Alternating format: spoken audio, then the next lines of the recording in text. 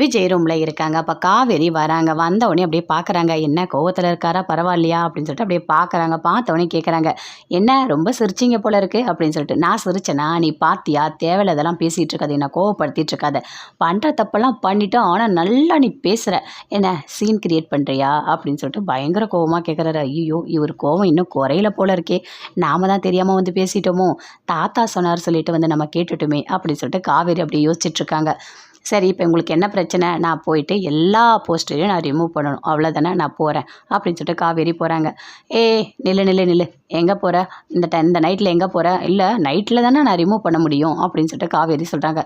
அங்கே சப்வே நிறைய இதெல்லாம் இருக்கும், அங்கெல்லாம் வேண்டாம், நைட்டில் எப்படி போவேன், ரொம்ப ரிஸ்க்கு தான், வேண்டாம், இங்கே பாரு, இனிமேல் இந்த மாதிரி தப்பு பண்ணாத சரியா அப்படின்னு சொல்லிட்டு விஜய் சொல்கிறாரு.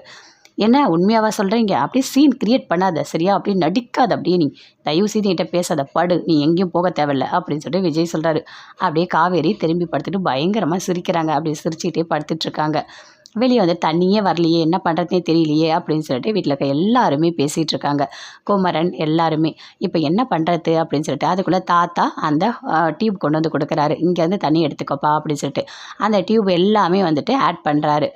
இங்கே போயிட்டு எல்லா பாத்திரத்தையும் கொண்டு வாங்க, தண்ணி பிடிச்சிக்கலாம் அப்படின்னு சொல்லிட்டு குமரன் சொல்கிறாரு. அதே மாதிரி காவேரியோட அம்மா கங்கா எல்லாருமே போயிட்டு பாத்திரத்தெல்லாம் கொண்டு வந்து வைக்கிறாங்க, தண்ணியெல்லாம் பிடிச்சிட்ருக்காங்க. அப்போ அப்படியே ராகினி அங்கேருந்து பார்க்குறாங்க. ஓ, தண்ணி வரலையா, சூப்பர் அப்படின்னு சொல்லிட்டு சிரிச்சிட்டே உள்ளே போகிறாங்க. அஜய் உள்ள ரூமில் விளையாடிட்டு இருக்காரு.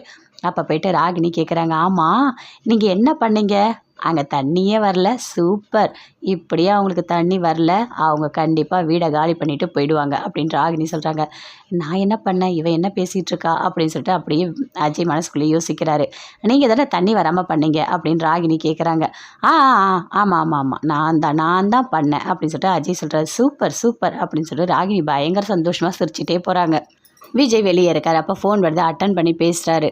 எப்படி இருக்க அப்படின்னு சொல்லிட்டு கேட்குறாரு.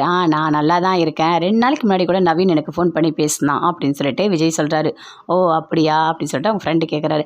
ஆமாம், என்ன ஐடி ஃபீல்டு இதெல்லாம் விட்டுட்டு ஏதோ டைரக்டர் ஆக போகிறேன்னு போயிட்டியாமே, எப்படி இருக்குது அப்படின்னு சொல்லிட்டு கேட்குறாரு விஜய். அதுவா, அது விஷயமா தான் உனக்கு ஃபோன் பண்ணுறதுக்காக நான் கால் பண்ணேன் அப்படின்னு சொல்கிறாரு. என்னாச்சு அப்படின்னு சொல்லிட்டு கேட்குறாரு. இல்லை, நீ ஏதோ ஒரு அப்பளம் விளம்பரம் பண்ணியிருக்க போல் அப்படின்னு சொல்லிட்டு கேட்குறாரு. அப்படியே தலையிலேயே அடிச்சுக்கிறாரு விஜய். ஐயோ கடவுளேன்னு. ஆமாம், அந்த அப்பள விளம்பரத்தில் நீ பண்ணல, அந்த ஸ்டில்லை எங்கள் டைரக்டர் ஒருத்தர் படம் எடுக்கிறதுக்காக பார்த்துருக்காரு. அதை பார்த்த உடனே ஒன்றை தான் ஹீரோவாக போடணுன்னு ஒத்த காலில் இருக்கார். உனக்கு ஓகேனா நீ ஆடிஷனுக்கு வா, நான் ரெடி பண்ணுறேன் அப்படின்னு சொல்கிறாரு. உங்கள் ஃப்ரெண்டு அதை கேட்டோடனே பயங்கரமாக ஷாக் ஆகுறாரு விஜய். என்னை கிண்டல் தானே பண்ணுற, அப்பளம் விளம்பரத்தை பார்த்துட்டா என்ன செலக்ட் பண்ணாங்க அப்படி சொல்லிட்டு விஜய் கேட்குறாரு. ஆமாப்பா, ரொம்ப அழகாக இருக்க, ஒரு ஹீரோ மாதிரி இருக்கனா பார்த்துக்க, எனக்கே பிடிச்சிருந்தது அந்த ஸ்டில்லு, உன்னை சூப்பராக எடுத்திருக்காங்கப்பா அப்படின்னு சொல்கிறாரு.